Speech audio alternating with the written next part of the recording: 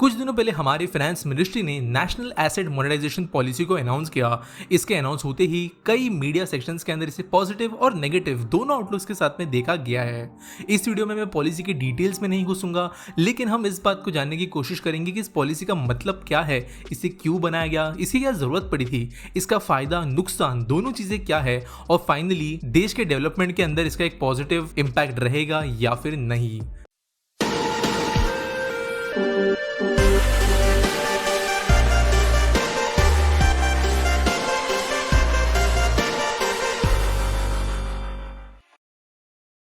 इस वीडियो के अंदर हम कुछ पर्टिकुलर पॉइंट्स के बारे में बात करेंगे।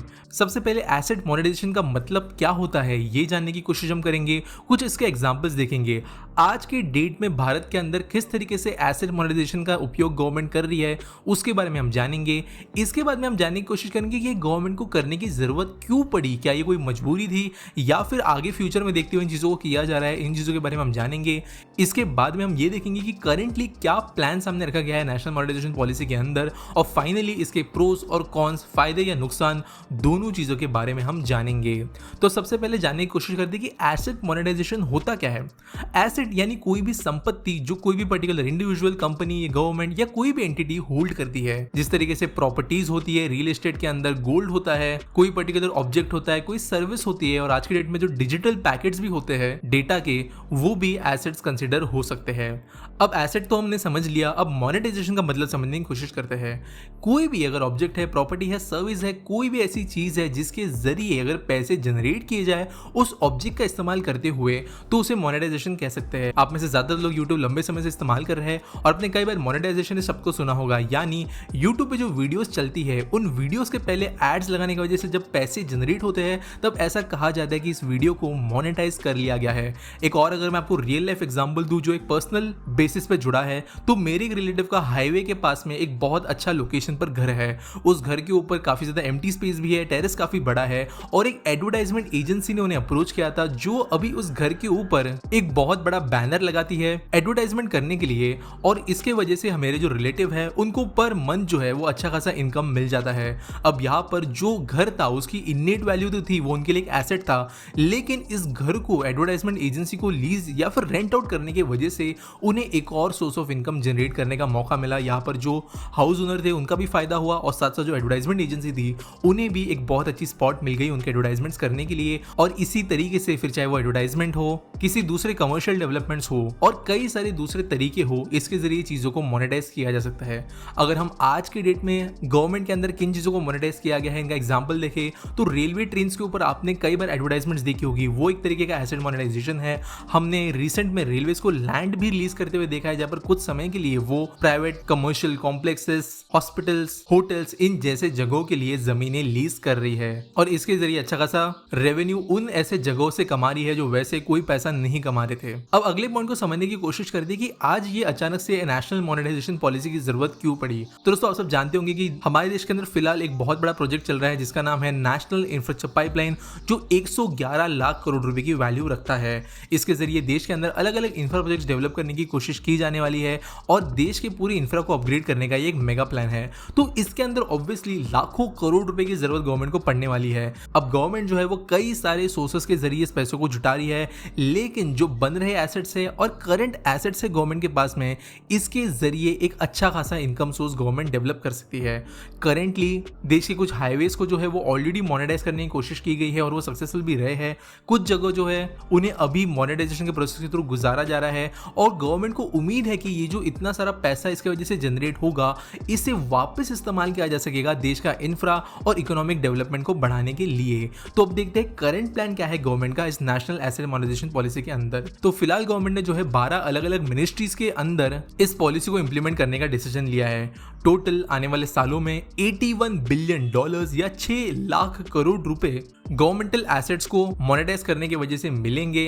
ऐसा गवर्नमेंट का कहना है। यहाँ पर अगर हम टॉप सेक्टर्स की बात करें तो रोड्स के जरिए 27% पैसा रेज होगा, रेल के जरिए 25%, पावर सेक्टर के जरिए 15% और ऑयल एंड गैस पाइपलाइन के जरिए 8% और फाइनली टेलीकॉम सेक्टर के जरिए 6% पैसा इस पूरे अमाउंट में से रेज होगा, ऐसा फिलहाल गवर्नमेंट ने कहा है। अब देखते हैं कि जो अलग अलग एसेट्स गवर्नमेंट मोनेटाइज करेगा इनके अंदर क्या क्या शामिल है। सबसे पहले जैसे मैंने कहा कि रोड्स, रेलवेज, पावर ट्रांसमिशन, ये चीजें तो इंक्लूडेड ही है। इसके बाद में power generation, natural gas and pipelines, mining, stadiums, ports, aviation, warehousing, telecom, urban real estate और प्रोडक्ट पाइपलाइन, इन अलग अलग सेक्टर्स को गवर्नमेंट ने मोनेटाइज करने का डिसीजन लिया है। अब और समझते हैं कि ये मोनेटाइजेशन पॉलिसी कैसे चलेगी। दोस्तों वैसे अभी जो सारे मैंने अलग अलग डिपार्टमेंट्स के नाम लिए, इनके अंदर हर एक डिपार्टमेंट के अंदर जिस तरीके से चीज़ों को मोनेटाइज किया जाएगा वो फिलहाल जो है बेसिक प्लान के तौर पर रखा गया है। पोर्ट्स के अंदर थोड़े लेवल पे प्राइवेटाइजेशन हो सकता है। एयरलाइन इंडस्ट्री के अंदर हमने ये चीज़ें ऑलरेडी होती हुई देखी है। रेलवे जो है वो 90 प्राइवेट पैसेंजर ट्रेन चलाने की भी बात कर रहा है। टेलीकॉम इंडस्ट्री के अंदर BSNL, MTNL जो हमारे बड़े बड़े गवर्नमेंट ऑपरेटर्स है, इनके पास में हजारों की संख्या में ऐसे टावर्स है जो अंडर यूटिलाइज्ड है। ऐसे टावर्स को जो है वो लीज पर दिया जा सकता है ताकि प्राइवेट प्लेस उनका इस्तेमाल कर सकते हैं। इसके अलावा जो हाईवेज वगैरह है, इनके आसपास भी गवर्नमेंट की बहुत ज़मीन ऐसी ही पड़ी है। यहाँ पर hotels, fuel station, electric charging station, कई सारे दूसरे यूटिलिटीज़ वगैरह के लिए गवर्नमेंट जो है प्राइवेट प्लेयर्स की मदद ले सकती है। अभी एक बेसिक रोड मॉडल की अगर हम बात करें तो यहाँ पर टोल ऑपरेशन का मॉडल इस्तेमाल किया जाएगा, यानी बिडिंग होगी कुछ सालों के लिए। किसी प्लेयर को अगर रोड बनाना होगा तो उन्हें कुछ सालों तक टोल कलेक्ट करने के लिए परमिशन दी जाएगी, 10 साल 15 साल, और बाद में गवर्नमेंट अपने अंडर उस चीज़ को ले लेगी। जो प्राइवेट प्लेयर है वो टोल्स के जरिए, बेटर सर्विसेज के जरिए, यहाँ पर टोल के जरिए अपने पैसे जनरेट कर सकता है, प्रॉफिट कमा सकता है, और तब तक जो हमारी रोड मिनिस्ट्री है वो भी अच्छा खासा पैसा कमा लेगी। अब समझते कि ये प्रोसेस दरअसल चलेगी कैसी और इस चीज़ को ऐसा क्यों कहा जा रहा है कि गवर्नमेंट जो है चीज़ों को बेच रही है। अब यहाँ पर प्राइमरीली होगा ये कि प्राइवेट प्लेयर्स का इन्वॉल्वमेंट यहाँ पर सबसे बड़ा होगा। हर एक चीज़ को मोनेटाइज करने के लिए प्राइवेट प्लेयर्स की जरूरत पड़ेगी और वो प्राइवेट प्लेयर्स जो है वो बिडिंग यानी बोली लगाते हुए हर एक एसेट को इस्तेमाल करने की कोशिश करेंगे। तो यहाँ पर कुछ कॉन्स भी आते हैं। अब नेगेटिव चीज़ों को समझते हैं इस पॉलिसी के बारे में। सबसे पहली बात यह है कि फिलहाल गवर्नमेंट ने जो नंबर्स रखे हैं ये फीजिबिलिटी स्टडीज़ के हिसाब से लिखे गए हैं, यानी ये कोई सेट नंबर नहीं है। ये सारी चीज़ें बिडिंग के जरिए होगी। अगर रेलवे ने कहा है कि वो XYZ ज़मीनों के जरिए 50,000 करोड़ रुपए रेस करेंगे, लेकिन बिड्स जो है वो 15-20 हज़ार करोड़ की लगती है प्राइवेट प्लेस के जरिए, तो वहाँ पर उतना ही पैसा रेज हो पाएगा, 50,000 तक वो पहुँच नहीं पाएगा। इसके बाद में ये बात सच है कि कई सारी चीज़ों के अंदर मोनेटाइजेशन होने की वजह से वहाँ का खर्च जो है इन टर्म्स ऑफ कंज्यूमर्स वो थोड़ा बढ़ सकता है, लेकिन इसमें से ज़्यादा चीज़ें ऑप्शनल होगी।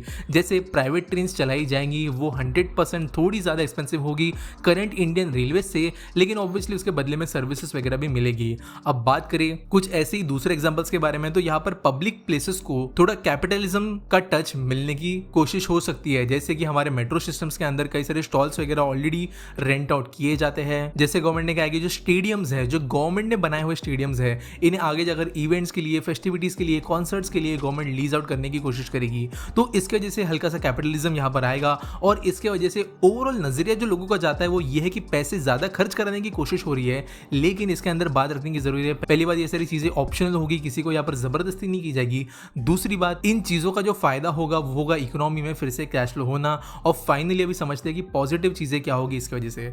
सबसे मेन चीज जो गवर्नमेंट यहाँ पे करने की कोशिश कर रही है वो है एक साइक्लिक सिस्टम को जनरेट करना, जो कि एसेट्स को अपने आप मोनेटाइज करते हुए आने वाले फ्यूचर के प्रोजेक्ट्स को वो फंड कर पाए। यहाँ पर जैसे अभी सिंपल साइकिल की बात करें तो गवर्नमेंट ने एक एसेट बनाया, उसके लिए पैसे डाले, फिर उस एसेट को मोनेटाइज करिए जिसके जरिए आने वाले कई सालों तक पैसे जनरेट किए, फिर उस पैसों के जरिए और एसेट्स बनाए, फिर उसके बाद में उन एसेट्स को भी मोनेटाइज किया, फिर उन मोनेटाइजेशन के जरिए जो पैसे है उसके जरिए और ज्यादा गवर्नमेंट ने एसेट्स और इंफ्रा बनाया, और ये साइकिल कंटिन्यूसली चलता रहेगा। एटलीस्ट गवर्नमेंट कोशिश ये कर रही है कि कोई भी जो नया इंफ्रा प्रोजेक्ट है उसके अंदर एक अच्छी खासी अमाउंट जो है वो प्रीवियस या करंट इंफ्रा को ही मोनेटाइज करते हुए जुटा ली जा सके। ऐसा नेक्स्ट टू इम्पॉसिबल है करंट इकोनॉमिक्स के साथ में कि किसी एसेट को मोनेटाइज करने की वजह से 100% किसी अगले प्रोजेक्ट की रिकवरी हो जाएगी, लेकिन अच्छे खासे पैमाने पर फिर भी किसी प्रोजेक्ट के अंदर का पैसा जनरेट हो सकता है और लोन या फिर गवर्नमेंट के खजाने में से इस पैसों को निकालने के बजाय ऐसे सोर्सेस से लाना एक ज़्यादा बेटर ऑप्शन है। इसके बाद में एक बहुत बड़ी चीज़ जो होगी वो ये है कि क्योंकि ये लाखों करोड़ करोड़ में जाने वाला एक प्रोजेक्ट है, तो इसका डायरेक्ट और इनडायरेक्ट इफेक्ट इकोनॉमी पे बहुत बड़ा होगा। लाखों करोड़ के हिसाब से पैसे जो है वो इकोनॉमी में फ्लो होंगे, जो कैश फ्लो होता है, जो ट्रांसफर्स होते हैं, उनकी संख्या बढ़ेगी, अलग अलग तरीकों से लोगों की स्पेंडिंग बढ़ेगी, कंज्यूमेबल चीज़ें जो है वो ज़्यादा एक्सेसिबली कंज्यूम होना शुरू होंगे, जो इकोनॉमी को ड्राइव करता है ऊपर की तरफ। और गवर्नमेंट को उम्मीद है कि ये यही चीज़ किक स्टार्ट करेगी। उम्मीद करता हूँ ये वीडियो मैं आपको समझा पाया हूँ। अगर वीडियो अच्छी लगी होगी तो लाइक शेयर सब्सक्राइब करना। कमेंट्स में मुझे बता सकते हो कि नेक्स्ट वीडियो आपको किस टॉपिक पर चाहिए। मिलेंगे अगले वीडियो में।